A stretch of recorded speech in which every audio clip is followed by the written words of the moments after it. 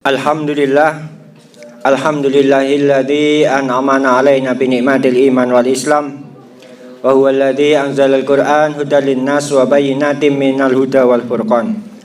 Asyhadu an la ilaha illallah wahdahu la syarikalah wa asyhadu anna Muhammadan abduhu wa rasuluh. Allahumma shalli ala Muhammad wa ala alihi wa sahbihi wa man tabi'ahum bi ihsanin ila yaumiddin, amma ba'd. Yang kami hormati Ustadz Enjang Juwaini, yang kami hormati pimpinan cabang Muhammadiyah, pimpinan cabang Aisyah Gedek, Bapak Ibu, adik-adik hadirin pengajian umum Ahad Fajar, rahimakumullah. Puji syukur alhamdulillah pada pagi hari ini kita berkesempatan masih diberikan oleh Allah nikmat hidayah dan taufiknya semuanya, sehingga pada kesempatan kali ini kita dapat menghadiri pengajian umum Ahad Fajar.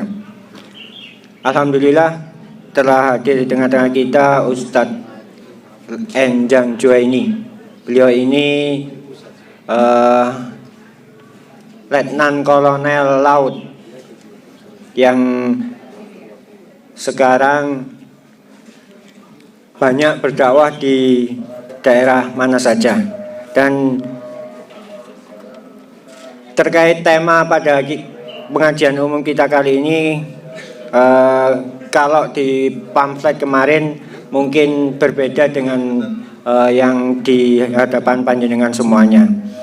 Insya Allah Ustadz Enjang Juwaini akan menyampaikan tema betapa luas maafnya Allah terhadap para pelaku dosa besar. Semoga apa yang beliau sampaikan nanti tentunya dapat menginspirasi dalam kehidupan kita sehari-hari. Bapak Ibu, adik-adik jamaah puak yang berbahagia, untuk mempersingkat waktu marilah kita buka dan kita awali pengajian ini dengan bacaan basmalah bersama-sama. Selanjutnya kepada yang terhormat Ustadz Enjang Juwaini, waktu dan tempat kami persilahkan.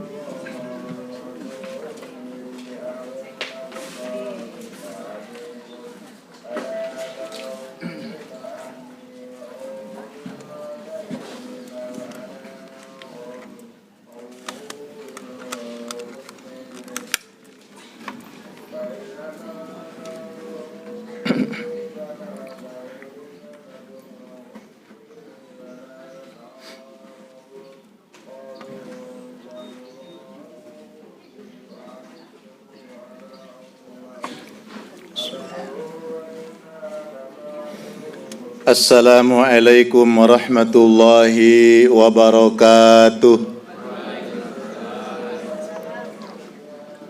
Merdeka! Kaget dia. Semangat nggih? Insya Allah kalau kita semangat, kita diparingi sehat. Amin. Alhamdulillah wassalatu wassalamu ala Rasulillah wa ala alihi wa ashabihi wa mawalah, amma ba'dah. Qalu subhanaka la ilma lana illa ma 'allamtana innaka antal alimul hakim. Qala ta'ala fil Qur'anil azim, a'udzu billahi minasy syaithanir rajim. Qul ya ibadiyalladzina asrafu ala anfusihim la taqnatu mir rahmatillah. Innallaha yaghfirudz dzunuba jami'a innahu huwal ghafurur rahim. Shadaqallahul azim. Yang kami muliakan segenap pengurus Muhammadiyah, pengurus cabang Muhammadiyah Gedek, dan Bapak Ibu sekalian yang hadir. Alhamdulillahirabbil alamin, puji dan syukur milik Allah Subhanahu wa taala. Allah yang berikan limpahan nikmat kepada kita semua.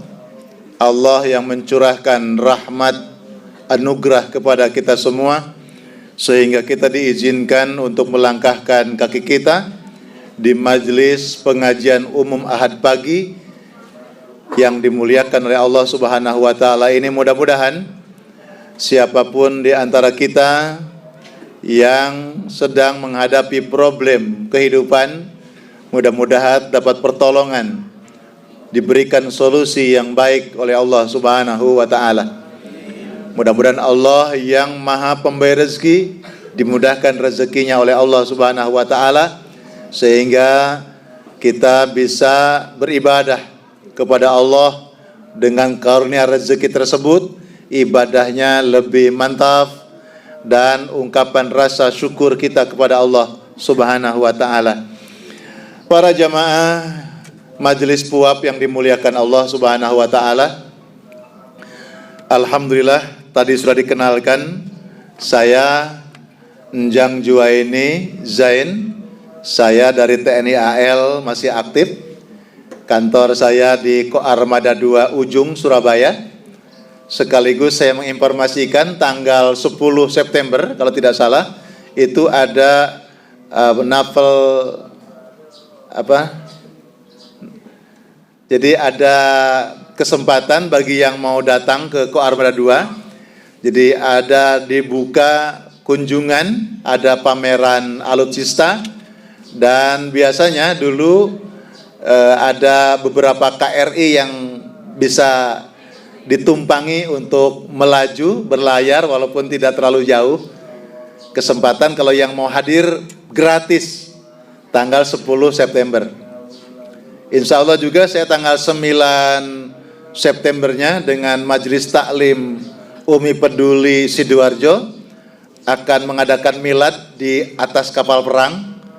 Jadi diawali dengan berdoa di kapal selam Nanggala untuk prajurit yang gugur, yang tenggelam yang tahun lalu melaksanakan milad di atas kapal perang. Itu tanggal 9-nya, tanggal 10-nya Open Day, Naval Base Open Day. Jadi dibuka kesempatan untuk berkunjung, jadi gratis. Silahkan kalau yang berkenan hadir. Gitu. Bapak Ibu yang dimuliakan oleh Allah Subhanahu wa taala, alhamdulillah kita diberikan sehat oleh Allah Subhanahu wa taala. Bisa merasakan sehat itu nikmat. Kalau sehat, makan apapun nikmat. Kecuali makan yang pahit. Ya tetap pahit. Ya. Katanya tai kucing rasa coklat gitu kan. Siapa yang pernah nyoba gitu kan? Ada yang pernah nyoba? Enggak ada.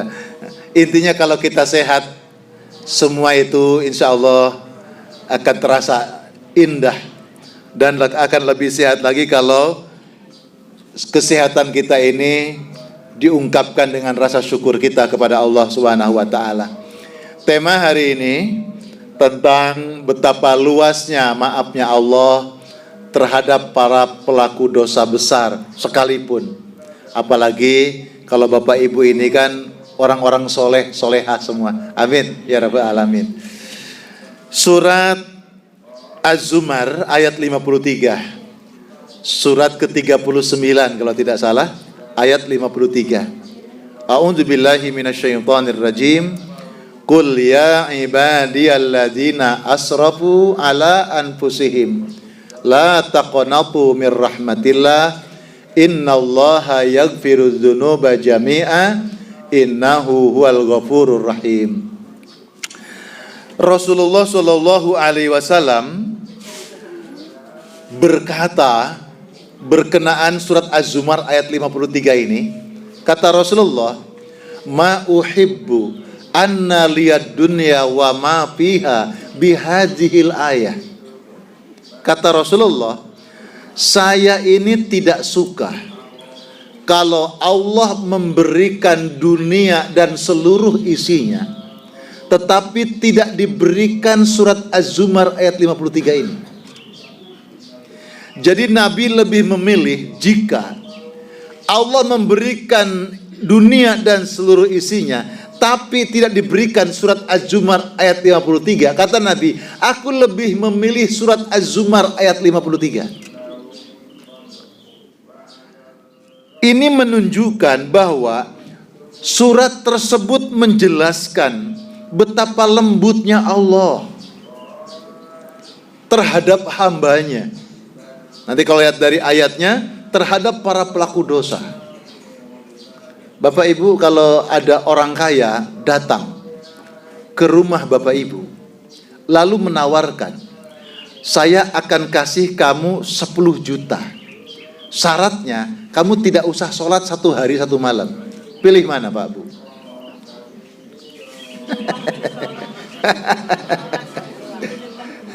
Kira-kira pilih duitnya ya.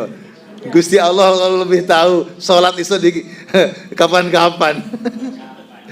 Ya Allah, mulai bingung ternyata kita itu. Ada orang kaya ngasih uang 10 juta, syaratnya tapi sehari semalam jangan sholat ya. Ya Allah, kita mikir pilih mana itu kan. Ada yang nggak mikir, terus pilih duit pokoknya. Ya Allah. Rasulullah mengatakan, jangankan 10 juta, seluruh dunia, seluruh isinya diberikan oleh Allah, tapi tidak diberikan surat Az-Zumar 53. Kata Rasulullah, aku lebih memilih surat Az-Zumar 53.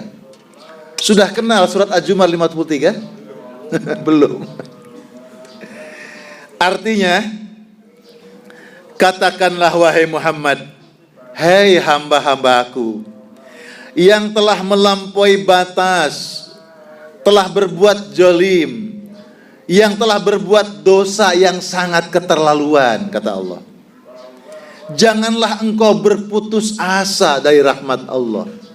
Sungguh Allah Maha mengampuni seluruh dosa-dosamu, semuanya. Sesungguhnya Allah Maha pengampun lagi Maha penyayang. Jadi di sini ada para pelaku dosa dan dosanya sangat besar. Tapi kata Allah, Allah itu masih menjelaskan. Allah itu menjelaskan luasnya rahmat Allah. Ibnu Abbas mengatakan, Ali bin Abi Thalib berkata, tidak ada ayat yang menjelaskan tentang luasnya maafnya Allah sekalipun kepada para pelaku dosa besar itu. Nah, para jamaah, dosa itu ada macam. Kalau kita bagi ada 2. Dosa terendah itu zalat. Zalat itu dosanya orang-orang soleh, dosanya orang-orang mukmin. Ya karena memang tidak ada orang yang tidak berdosa. Sesoleh apapun, semukmin apapun, kita mesti dosa. Zalat namanya, zalatul qadam. Kalau di jalan ada kulit pisang, lalu terinjak, kepleset, jatuh, itu namanya zalat. Jadi ada orang soleh itu berbuat dosa, tidak disengaja.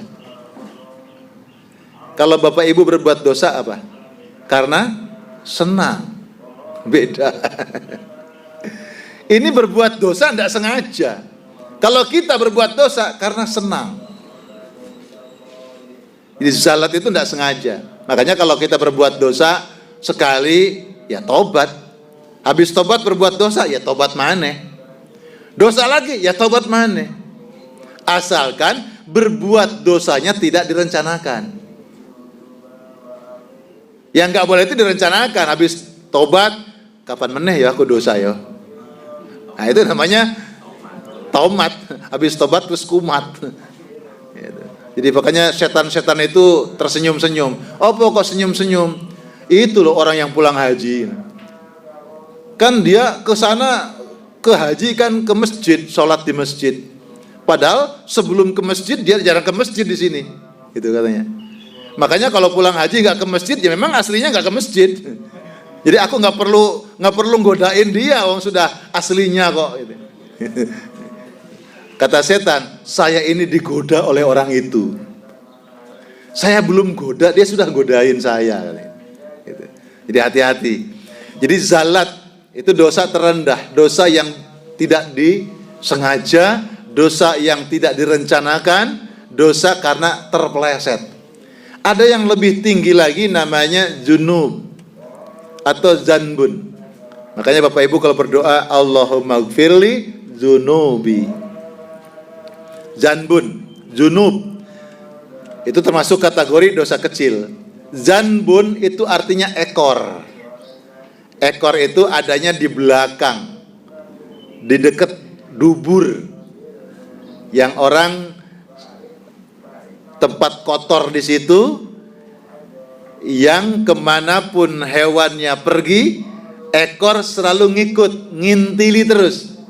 Namanya ekor yang ngekor, kemanapun pergi ikut. Nah, zanbun itu biasanya sekali kita berbuat mesti untuk kepengen ngulangi. Zanbun. Kata Rasulullah, tidak ada dosa kecil kalau diikuti terus menerus. La saghira ma'al israr. Tidak ada dosa kecil kalau dosa itu diikuti terus menerus. Apa dosa itu? Dosa kecil aja gak apa-apa. Gak apa-apanya sering. Itu jadi besar itu.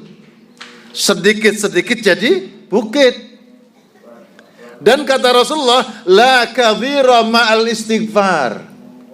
Tidak ada dosa besar kalau orang itu mau beristighfar kepada Allah Subhanahu wa taala.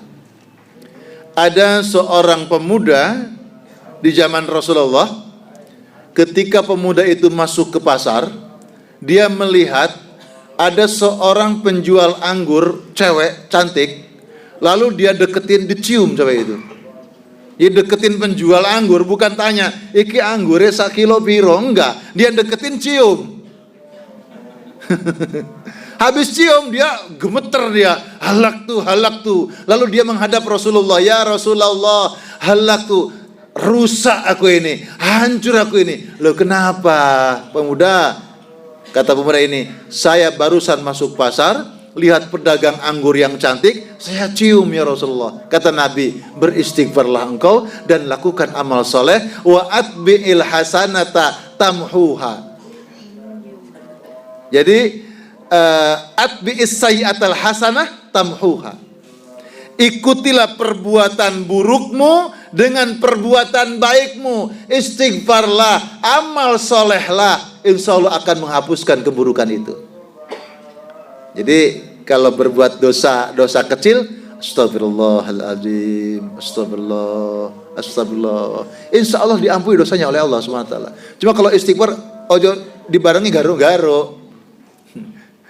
Istighfar mari sholat sambil garo-garo. Istighfar mari sholat sambil kipas-kipas. Istighfar mari sholat sambil ngobrol.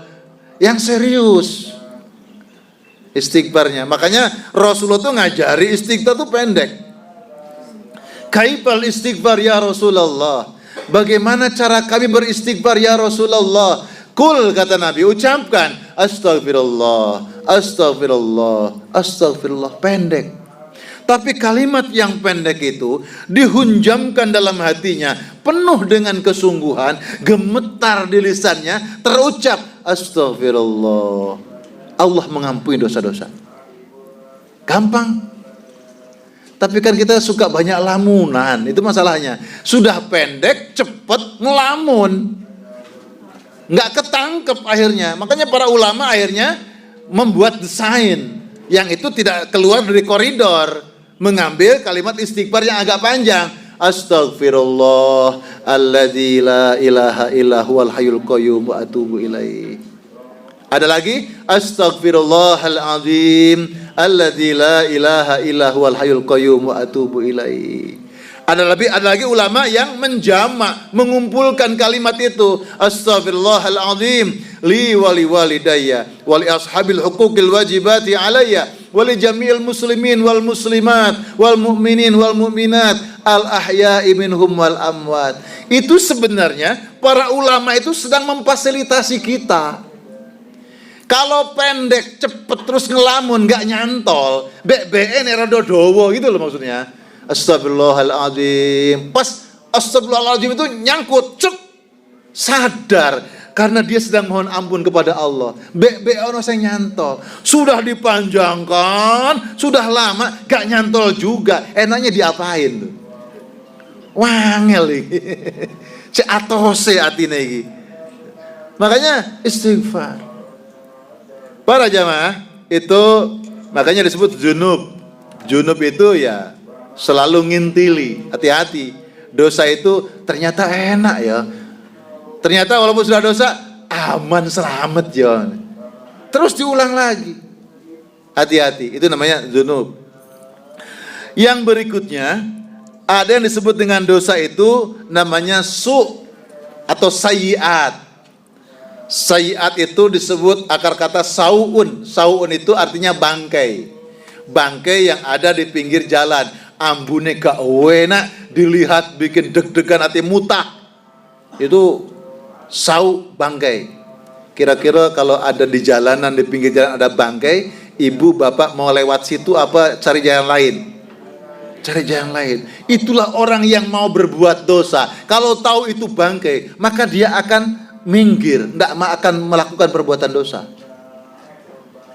Dan dosa yang paling besar itu disebut dengan fahsya. Jadi fahsya, makanya ibadah sholat itu minal fahsyai anil fahsyai wal munkar.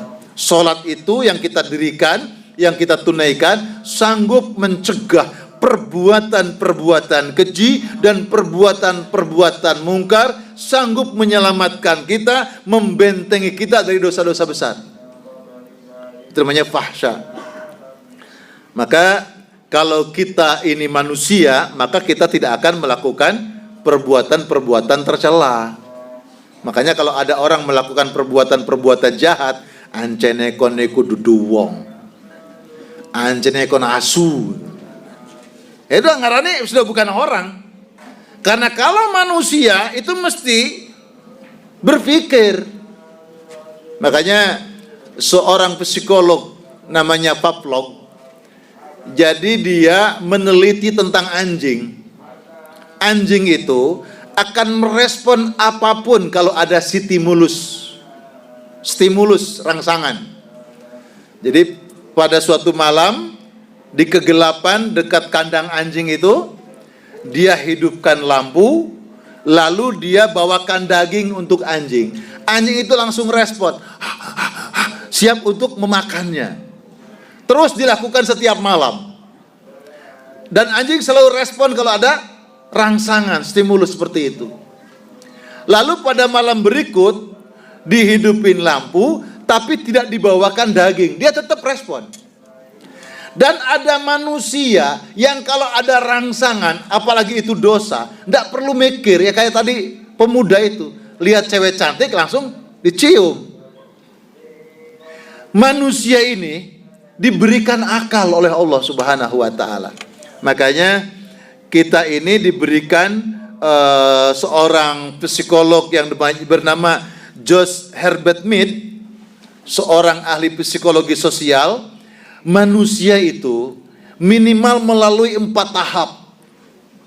Yang pertama ada disebut dengan impuls atau impuls, yang kedua persepsi, yang ketiga manipulasi, yang keempat konsumasi. Jadi kalau tadi anjing itu dirangsang, ada rangsangan, langsung dia embat. Jadi ada impuls, langsung diembat. Kita ini tidak. Apalagi majelis seperti ini, Masya Allah. Mudah-mudahan kita dijaga oleh Allah iman kita. Dihadirkan oleh Allah akal kita yang sehat. Sehingga kalaupun ada rangsangan untuk apapun, tadi saya katakan, kalau ada orang kaya ngasih uang 10 juta, mempersyaratkan, syaratnya jangan sholat.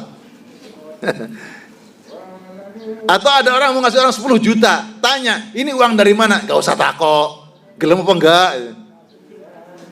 Kira-kira responnya gimana kita? Iki 10 juta kerja pituk pirong dino itu. Sebulan gak dapat 10 juta ini, ya. Wah, eman. Dari mana? Gak usah takok, gelem gak? Ya gelem wes. Bungkus gitu kan. Masya Allah. Maka ada rangsangan, ada orang yang mau ngasih duit, kita tanya dari mana, mau enggak, itu rangsangan. Apakah kita ambil saja? Maka orang mukmin melalui tahap yang kedua, persepsi. Duit ini jangan-jangan jebakan. Duit ini jangan-jangan uang panas dipegang. Enggak panas, padahal dingin. Masya Allah. Kan sekarang banyak itu jebakan. Dia nyolong di tempat lain, dikejar, lalu dia cari kambing hitam, dikasihkan ke orang. Kan begitu, dianya terus ngilang, kan bisa saja. Maka persepsi, digunakan otaknya, ini uang halal, apa uang haram, apa uang remeng-remeng. Biar kayak lampu, biar terang gitu ya. Itu mesti ada persepsi. Yang kemudian ketiga, manipulasi, untung rugi. Duit segini diambil, oh penjara pirang tahun yo, gitu kan? Pikir ya. Nanti ambil uangnya ternyata ini duit tetangga yang diambil oleh orang. Apa nanti di hadapan orang-orang? Malunya kayak apa? Jadi memanipulasi. Kalau sudah benar, oh ini uangnya halal, oh ini uangnya memang tidak ada masalah, baru konsumasi tindakan. Para jamaah yang dimuliakan oleh Allah Subhanahu wa taala, maka sebagai orang yang beragama tentu apapun yang akan kita perbuat mesti hati kita hadirkan, yang saya kerjakan ini diridhoi oleh Allah atau tidak. Nah, maka di antara orang-orang yang dicintai oleh Allah Subhanahu wa taala atau disebut dengan ibadur rahman. Ibadur rahman itu hamba-hamba Allah yang disayang oleh Allah. Siapa mereka? Mereka yang terbebas dari dosa-dosa besar. Kalau dosa besar itu sayyiat atau fahsya tadi kan syirik. Syirik itu dosa yang mensekutukan Allah. Percaya nang Gusti Allah, percaya juga kepada selain Allah. Nyembah Allah, juga nyembah kepada selain Allah. Secara akidah. Kalau zaman dulu mungkin ada persepsi, Pak. Orang kemana-mana bawa keris gitu kan. Kalau nggak bawa keris takut oleh musuh gitu kan. Bawa keris. Dulu kita mempersepsikan, wah itu syirik. Karena dia takutnya hanya dia bergantung kepada keris, tidak kepada Allah takutnya. Kemana-mana bawa keris. Sekarang ibu kalau mau ke mall nggak bawa ATM, pusing apa enggak? Nggak minta ke Allah, ya Allah minta duit kan gak iso. Itu analogi, Pak. Kalau dulu orang-orang dulu itu kemana-mana ketemu musuh, dia sudah siap senjata. Sekarang ibu kemana-mana mesti go ATM senjatanya. Enggak lagi senjatanya keris, ATM senjatanya. Jadi sebenarnya hal yang biasa. Selama akidahnya tetap ke Allah ibadahnya, tapi itu hanya sebagai manusiawi zahiriyah.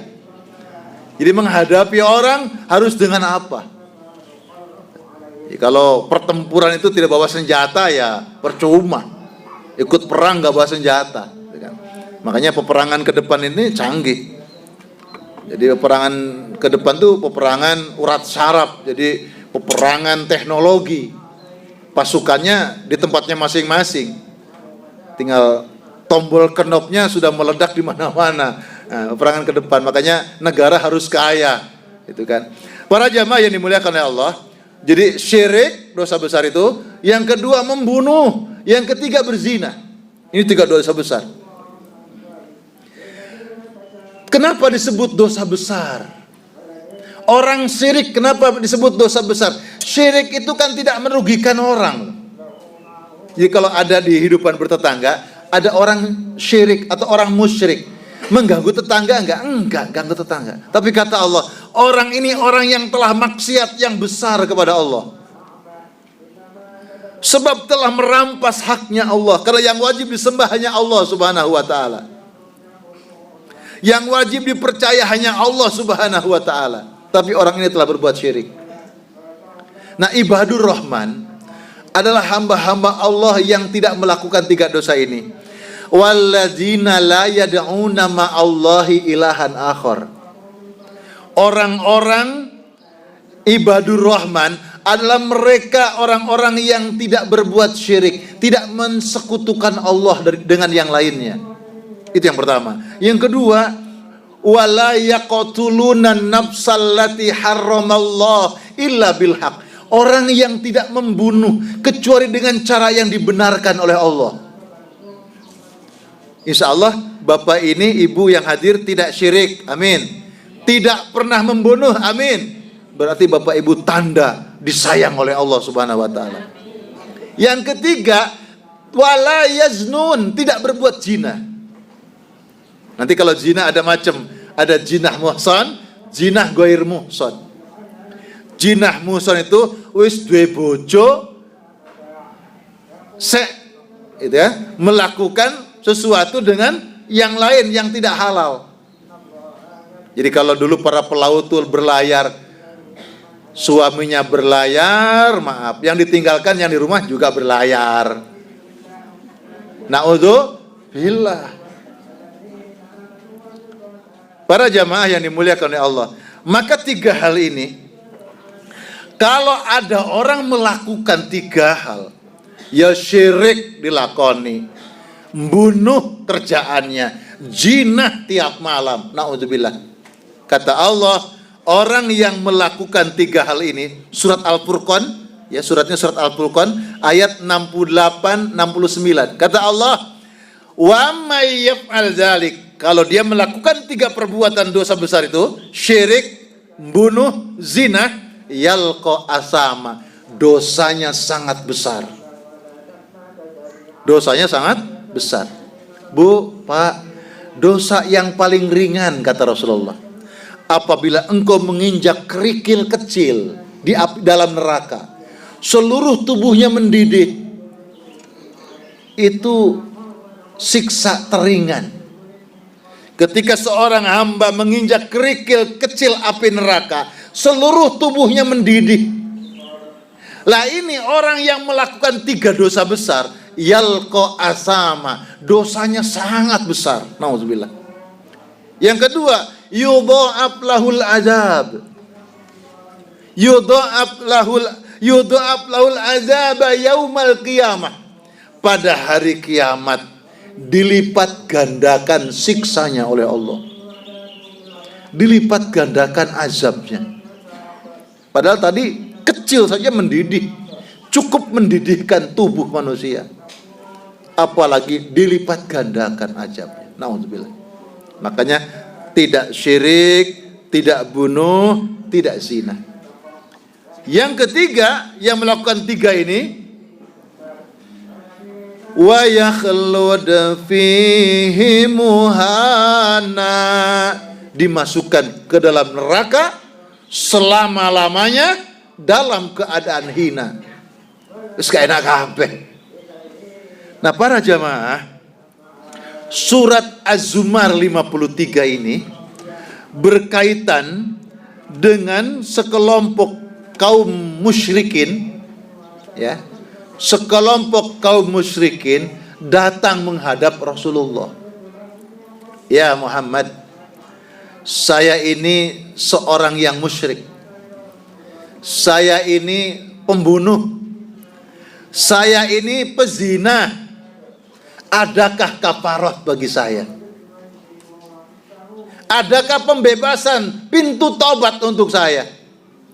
Sementara agama yang kau bawa ini agama yang begitu sangat indah.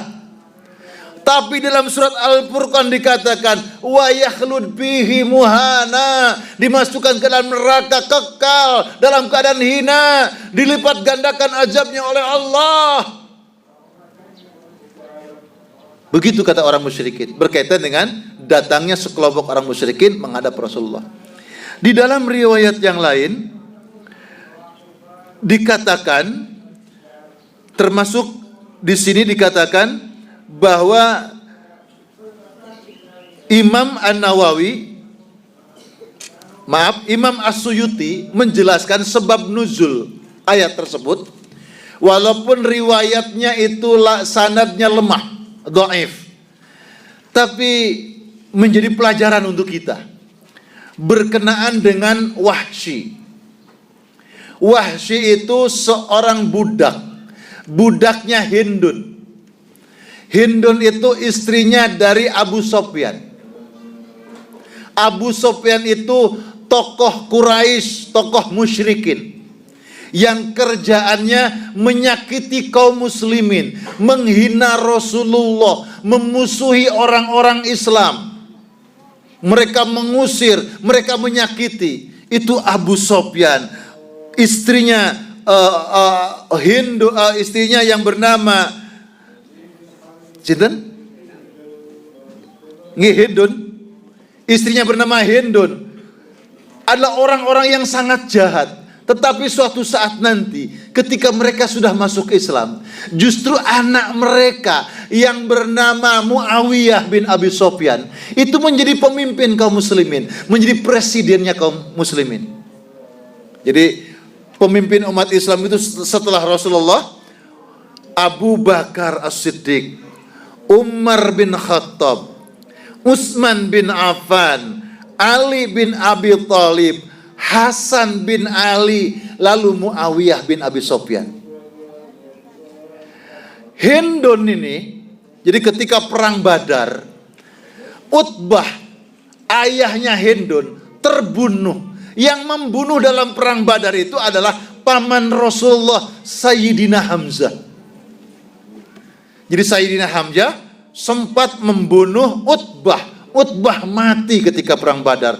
Hindun, anaknya ini Hindun, Masya Allah, marah, mencak-mencak, marah, emosi besar. Hindun ini seorang istrinya Abu Sofyan, seorang wanita yang selalu memberikan penyemangat untuk berperang.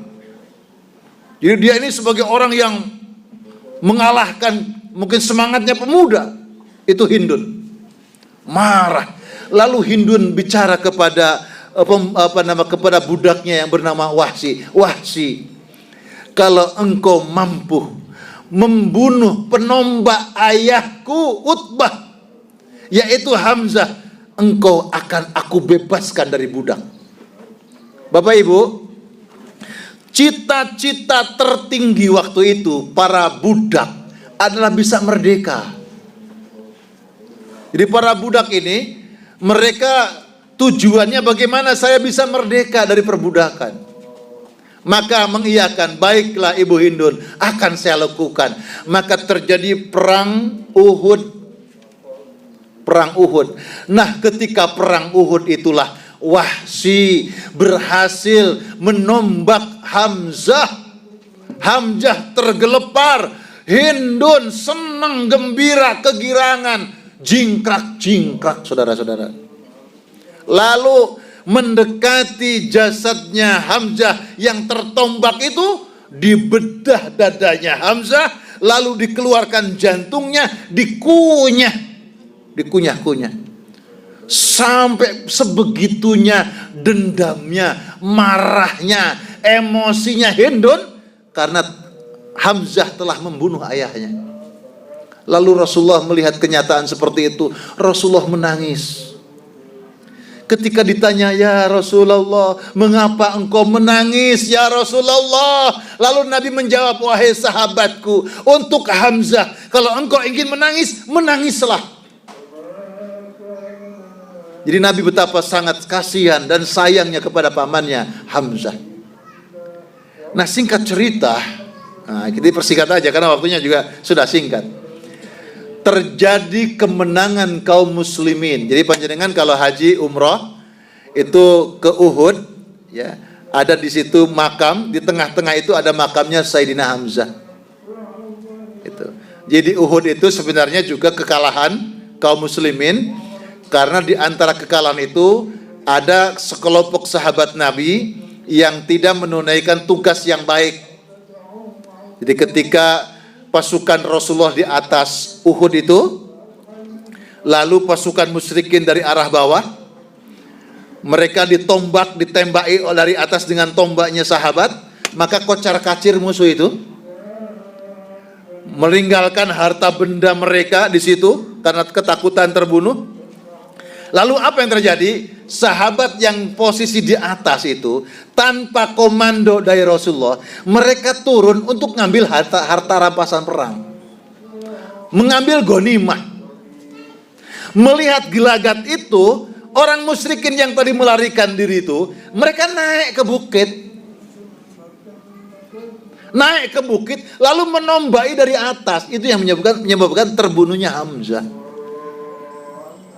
Nah jamaah, terjadi Fathu Mekah, kemenangan kaum muslimin. Surat An-Nasr, idza jaa nasrullahi wal fath wa ra'aitan nasa yadkhuluna fi dinillahi afwaja fasabbih bihamdi rabbika wastaghfir innahu kana tawwaba. Nabi sallallahu alaihi wasallam ketika kemenangan kaum muslimin, kemenangan kota Mekah itu dengan pasukan yang sangat besar, dan justru Nabi berkata, hari ini hari kemerdekaan, hari ini hari kasih sayang, hari ini hari yang tidak ada dendam, hari ini hari yang tidak ada pertumpahan darah, kata Rasulullah. Haja yaumul marhamah. Ketika terjadi kemenangan itu, justru kepalanya Rasulullah hampir menyentuh atau menyundul pundaknya atau kepalanya unta. Betapa Rasulullah ingin merendahkan dirinya, tidak sombong ketika terjadi kemenangan kaum muslimin. Bapak Ibu, kalau kita punya kesebelasan sepak bola lalu menang, wah, jingkrak di kendaraan uraan nyanyi opedit keproi, Masya Allah, diacarakan, diarak kemana-mana. Kemenangan perang kaum muslimin waktu itu dalam keadaan damai, dan Nabi memberikan ultimatum, hari ini hari kasih sayang, hari ini hari yang tidak ada pertumpahan darah. Bayangkan, ketika berbondong-bondong mereka masuk ke kota Mekah, masih tersisa musuh-musuh, orang-orang musyrikin berada di situ. Kalau sekarang menang peperangan masih ada musuh di situ, kesuwen, berondong. Tidak, kata Nabi, siapa yang masuk ke rumahnya Abu Sofyan aman, selamat. Siapa yang menutup rumah-rumahnya aman, selamat. Siapa yang masuk ke masjid aman, selamat. Tidak ada pertumpahan darah. Masya Allah. Bahkan kata Nabi, siapa di antara kalian yang sebelumnya musuh kami, tenang, aman, kami tidak dendam kepadamu. Tapi Nabi menyiapkan daftar list merah. Di antara list merah itu, ya termasuk Hindun, termasuk Wahsy, dan sebagainya. Sehingga orang ini kalaupun dibunuh, dibolehkan, tapi tidak dilakukan. Kata Nabi, siapa yang mau hidup di kota Mekah harus mengikuti aturanku. Dan siapa yang hidup di kota Mekah lalu membuat onar, tunggu dalam waktu 3 bulan, diberikan waktu 3 bulan, akan diperangi. Siapa yang ingin mencari suaka ke luar negeri, silahkan. Termasuk Wahsy, mate aku. Dia takut, mate aku. Gini gak bisa hidup di sini nih. Padahal Nabi membolehkan. Akhirnya Wahsy pergi keluar, ada mengatakan Wahsy pergi ke Himyar. Setelah beberapa lama, lalu Nabi mengutus sahabatnya untuk menyusul Wahsy. Begitu sampai di tempatnya Wahsy, wahai Wahsy, engkau ditawari Islam oleh Rasulullah. Kata Wahsy, Islam yang mana? Mal Islam. Islam yang mana? Bukankah kitab sucimu mengatakan, siapa yang syirik, siapa yang membunuh, siapa yang berzina, dosanya besar, dalam neraka selama-lamanya. Aku ini melakukan ketiga-tiganya. Bahkan aku membunuh, yang aku bunuh itu pamannya Rasulullah. Islam yang mana yang kau tawarkan? Lalu kata sahabat, itu belum tuntas ayatnya. Illa man taba wa amana wa amila amalan salihah. Itu belum selesai Wahsy, kecuali orang-orang yang mau taubat kepada Allah dan beriman kepada Allah, lalu melakukan amalan-amalan soleh. Satu ayat yang diulang, wa amila amalan solihah, artinya ada kesungguhan, maf'ul mutlak, serius. Artinya engkau serius benar-benar melakukan amal soleh. Nah, itu amala wa amila amalan soliha. Karena di ayat yang lain bunyinya wa amila solihan, wa amilus solihati. Tapi di sini wa amila amalan soliha. Hadirin, lalu pada kesempatan berikutnya, ternyata Wahsy itu datang dengan menutup wajah menghadap Rasulullah, mengatakan, saya masuk Islam ya Rasulullah. Singkat cerita, diterima Islamnya, Nabi menerima Wahsy, mengikrarkan Islam, lalu Wahsy membuka tutup wajahnya, kaget Nabi Muhammad. Loh, kamu Wahsy? Benar ya Rasulullah. Apa pesan Nabi? Tolong ya, setelah ini aku tidak ingin melihat wajahmu setelah ini. Kenapa? Nabi masih menyimpan rasa dalam hatinya. Walaupun Rasulullah melihat pamannya yang begitu sangat dicintainya dirobek-robek, dimakan jantungnya. Sebenarnya yang paling jahat itu yang nyuruh Wahsy, yaitu Hindun. Tapi Nabi mengatakan, Wahsy, telah kau terima, aku terima engkau di sini, tapi tolong setelah ini jangan kau tampakkan wajahmu di hadapanku untuk selamanya. Sampai seperti itu. Para jamaah, maka ayat Az-Zumar 53 ini berkata, Kul ya ibadiyalladzina asrafu ala anfusihim. Katakan Muhammad, Allah menitipkan pesannya kepada Nabi Muhammad. Sebab apa? Sebab Allah tidak mau berbicara langsung kepada pelaku dosa besar. Allah mau bicara sama orang soleh, sama Nabi, sama Rasul. Ya Muhammad, ya Ibrahim, ya Musa, ya Isa, ya ayyuhalladzina amanu. Tapi kepada para pelaku dosa, Allah menitipkan kepada Nabi, Kul, sampaikan kepada mereka Muhammad, ya ibadi. Apa kalimatnya? Bapak Ibu, kalau panjenengan punya anak,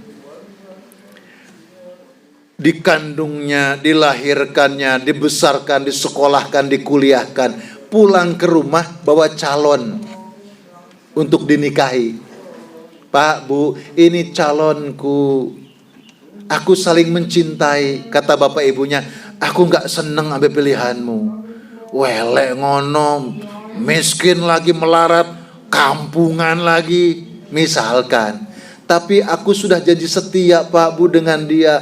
Hidupku tak bisa dipisahkan dengannya. Kata orang tuanya, kamu gak nurut sama bapak sama ibu, nyingkir kono. Jangan kau anggap aku orang tuamu, aku gak anggap kamu anakku. Oh, anaknya pergi Pak Bu, karena cinta mati. Padahal anaknya mau nikah, bukan mau zina. Orang tua berani ngusir anak. Ya Allah, di kampung itu, maaf, di kampung arah Barantah itu, ada orang itu Masya Allah pemabuk, pezina, bikin onar, memalukan. Lalu ada datang warga tetangga, Pak, ada namanya ini Pak, orangnya begini-begini. Ah, nggak tahu, nggak kenal aku, bukan warga sini kayaknya. Padahal warga sini misalkan gitu. Kenapa? Jangan bikin malu. Bapak ibu ngajar di kelas, ada murid wakal pol, sampai terkenal di seantero kecamatan, kabupaten. Lalu ada orang nanya, Pak, sampean ngajari mana di sekolah sana? Ada murid ini enggak? Oh, enggak kenal, itu mungkin sekolah sebelah mungkin. Padahal muridnya sendiri. Enggak mau ngakoni. Gara-gara apa? Perbuatan yang sangat tidak baik. Ini Allah. Sekalipun orang itu syirik, membunuh, berzina, berbuat yang tidak baik, yang sangat memalukan, dan itu sangat menyakiti Allah. Apa panggilan Allah? Ya ibadi, hei hambaku, hei kaulaku. Coba dengarkan panggilan Allah. Wahai kaulaku, hei hambaku. Kalau orang tua, hei anakku, esa elek-elek na awakmu, engkau adalah anakku. Kan ada orang tua itu, anaknya di penjara, di apa no, ditengok, seburuk-buruk kamu, engkau masih darah dagingku nak, kan begitu. Tapi kan tidak sedikit orang tua yang gak ngakoni anak toh, gara-gara perbuatan yang memalukan, menyakiti. Allah. Begitupun dosa-dosa besar ini, Allah masih memanggil kita, duhai kaulaku, duhai hambaku. Betapa lembutnya Allah. Ya ibadi. Ya itu gini loh.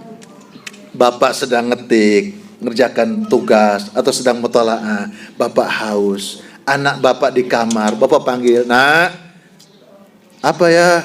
Tolong bapak ambilkan minum. Sek, ojo sek ta, segera, gitu kan?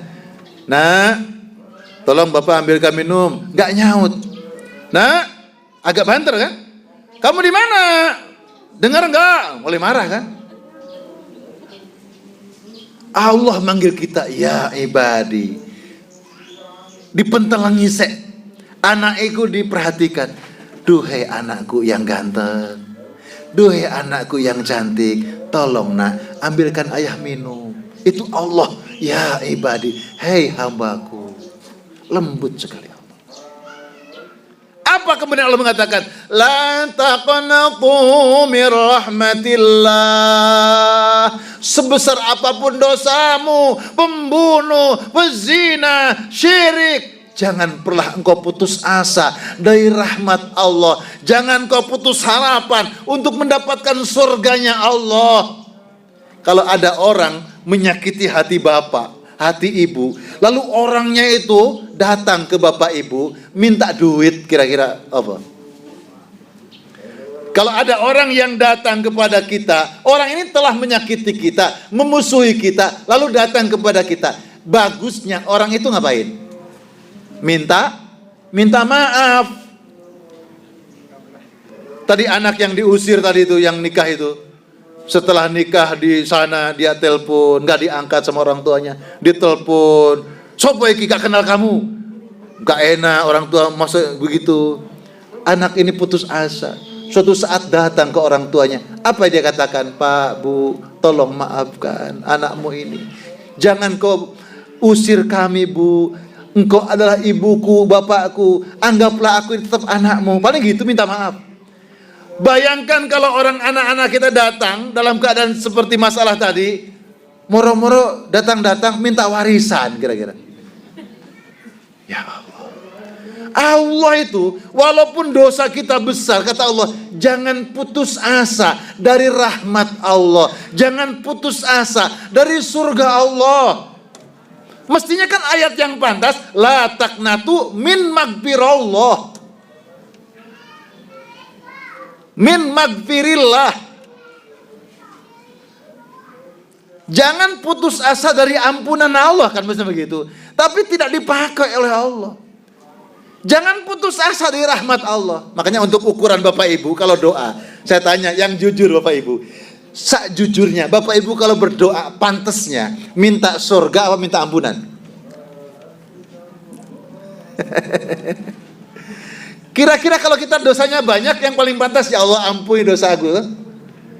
Tapi kalau sholatnya sudah bagus, infak sedekahnya sudah istiqomah, bantu orang selalu, pantaslah ya Allah minta surga, gitu ya? Pantaslah. Kita akan memantaskan diri. Walaupun Allah Maha Kuasa, kan ada tantangan. Saya sering nyampaikan, Allah itu kan Maha Kaya. Pernah nggak Bapak Ibu doa suatu malam, ya Allah, tolong ya Allah, besok subuh saya tunggu 1 miliar saja ya Allah. Pernah nggak? Boleh nggak minta begitu? Sebenarnya tantangan, boleh-boleh aja. Cuma memantaskan diri. Ketoknya gak pantas ya minta-minta begitu. Gurung makome gitu. Tapi Allah memberikan kelapangan, keluasan. Besar maaf Allah. Jangankan cuma ampunan, kata Allah. Rahmat, surga aku kasih. Maka jangan putus asa. Itu maksudnya. Oleh karena itu, maka hidup ini adalah perjalanan menuju Allah Subhanahu wa taala. La tayasu mirawillah. Janganlah kita berputus asa dari rahmat Allah. Dan orang yang datang kepada Allah untuk mendapatkan rahmatnya sudah pasti. Innahu huwal ghafurur rahim. Ayatnya jelas. Orang yang dirahmati oleh Allah, sok pasti dia diampuni. Innahu huwal ghafurur rahim. Allah Maha Pengampun, Allah Maha Penyayang. Tadi Allah katakan, jangan putus asa dari sayang Allah. Berarti kalau kita disayang Allah, sudah pasti diampuni oleh Allah. Masya Allah. Makanya penting kalau kita berdoa, Rabbighfirli warhamni, itu dicamkan di sini. Rabbighfirli, Allah ampuni dosa-dosaku. Ingat dosanya, warhamni, mohon sayangnya Allah. Serius. Kenapa? Ibu, bapak punya anak kesayangan. Kalau anak kesayangan itu kan beda perlakuannya. Sama anaknya sendiri, tapi ada anak yang paling disayang. Entah nomor terakhir, entah tengah, entah yang kakaknya, itu kan tergantung. Coba kalau anaknya begitu main bal-balan dalam rumah, guci, kena, jatuh, pecah, marah bapaknya. Ini bapak jauh dapat ini nak, kamu teriak-teriak. Tapi kalau anak kesayangan, nak kamu gak apa-apa nak, gak apa-apa, ya nangis anaknya, takut dimarahin. Udah gak usah nangis, yang penting kamu gak apa-apa. Oh guci bisa dibeli lagi nak, gampang. Itu anak kesayangan. Kita ini hamba-hamba yang banyak dosa di hadapan Allah. Kalau Allah menyayangi kita, Masya Allah, kesalahan itu tidak ada efek bagi Allah. Karena rahmat Allah lebih besar daripada murka Allah. Itu sifat Allah. Maka dalam hidup ini, kedepankan kasih sayang kita daripada emosi kita. Gitu kan? Kalau kita menghadapi orang, jadilah hamba Allah. Hamba Allah yang melayani orang. Orang butuh apa, kita berikan pelayanan yang baik. Orang melakukan hal yang tidak baik, jadilah kita pemaaf, mendoakan hal yang baik. Demikian para hadirin jamaah majelis puap yang dimuliakan oleh Allah Subhanahu wa taala. Cukup kiranya? Jam saya jam 7 lebih 8 menit. Jadi sesuai jadwal jam 6 jam 7. Baik, sebelum ditutup mungkin ada yang mau bertanya? Silahkan Bapak Ibu. Alhamdulillah tidak ada yang bertanya. Kalau ada yang bertanya silahkan. Kalau enggak saya yang nanya.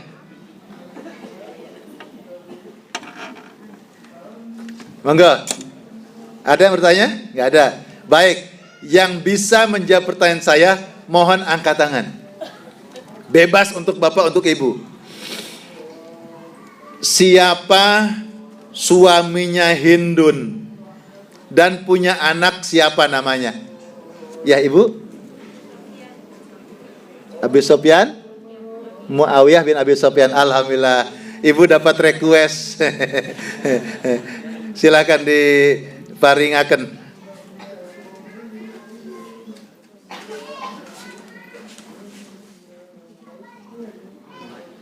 Untuk penyemangat. Barakallah, matur nuwun. Mudah-mudahan manfaat.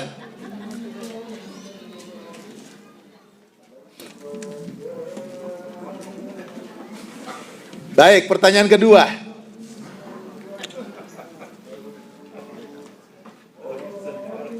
Pembahasan yang kita bahas yaitu ayat yang menjelaskan tentang luasnya maafnya Allah. Surat apa, ayat berapa? Silakan, Mas. Ajuba 53, alhamdulillah dapat. Karena laki dibawa ke sini saja. Nanti aja, nanti terakhir. Alhamdulillah. Pertanyaan berikut. Pertanyaan berikut.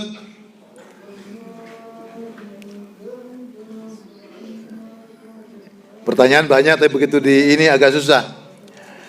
Ada macam-macam dosa, sebutkan. Silakan Ibu.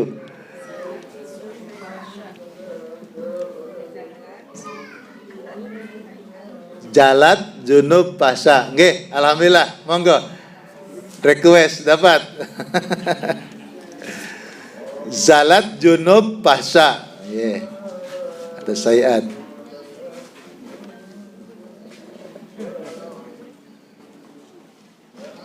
Alhamdulillah.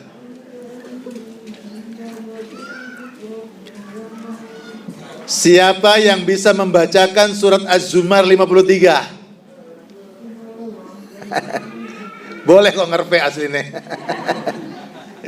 Oh, ke pertanyaan gini langsung buka HP kok. Di mana-mana begitu, ya nggak apa-apa. Baik, pertanyaan terakhir. 1 tahun itu berapa bulan?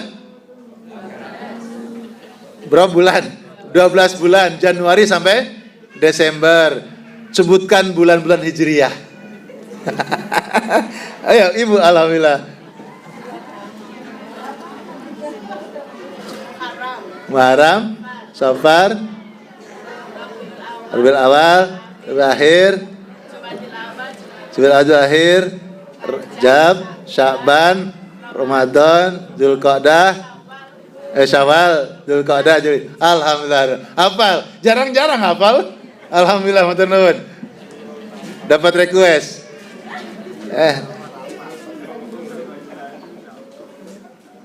Alhamdulillah. Kita hafal Januari sampai Desember, tapi jarang hafal Muharram sampai Zulhijjah gitu ya. Nah, di habis ini dihafalkan ya. Nanti request lagi yang akan datang. Demikian yang dapat disampaikan. Mari kita berdoa. Mudah-mudahan pertama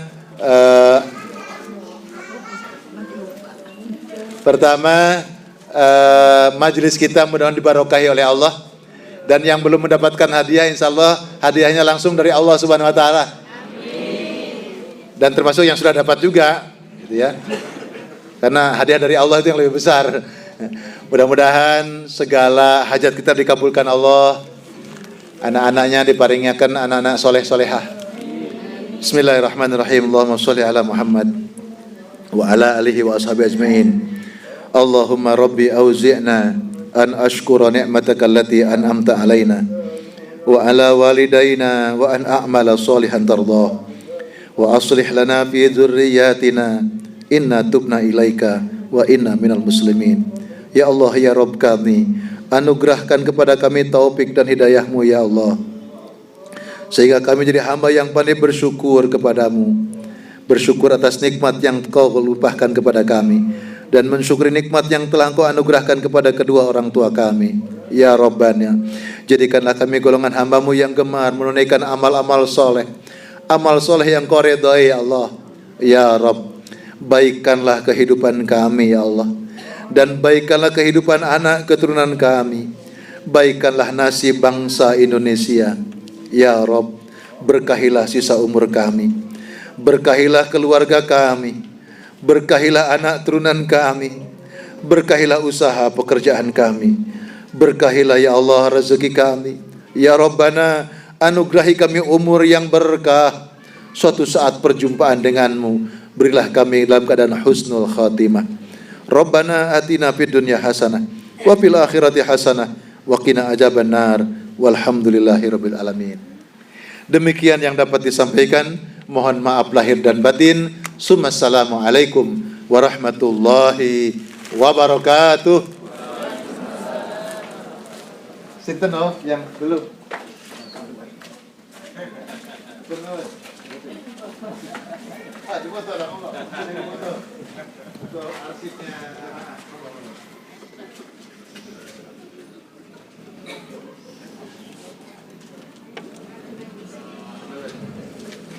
Terima kasih disampaikan kepada Ustadz Enjang yang sudah berbagi ilmu dan pengalamannya kepada kita semuanya.